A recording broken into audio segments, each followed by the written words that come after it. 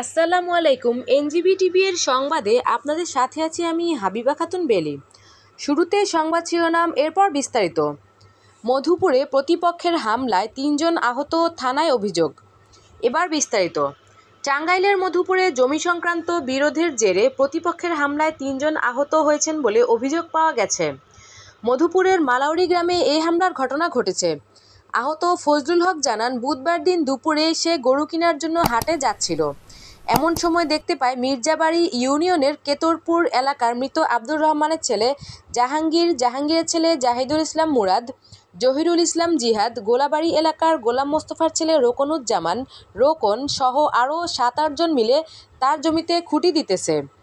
জানতে চাইলে তারা অতর্কিতভাবে হামলা চালিয়ে মারপিট করে। তার নিকট গরু কেনার জন্য ৫,২০,০০০ টাকা ছিল। সে টাকাও বিবাদীরা নিয়ে গেছে বলেও জানান।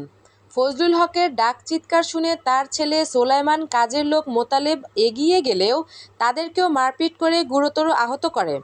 স্থানীয় লোকজন তাদেরকে উদ্ধার করে চিকিৎসার জন্য মধুপুর উপজেলা স্বাস্থ্য কমপ্লেক্সে নিয়ে ভর্তি করেন। বর্তমানে আহতরা হাসপাতালে চিকিৎসাধীন আছেন। এ বিষয়ে আহত ফজলুল হক জানান, বিবাদীদের সাথে আমাদের জমিজমা এবং টাকা পয়সা নিয়ে আদালতে একাধিক মামলা চলমান রয়েছে। এ ঘটনায় মধুপুর থানায় একটি লিখিত অভিযোগ দায়ের করেছে। টাঙ্গাইল প্রতিনিধি আব্দুল হামিদের পাঠানো ভিডিও চিত্রে ডেস্ক রিপোর্ট, এনজিবি টিভি।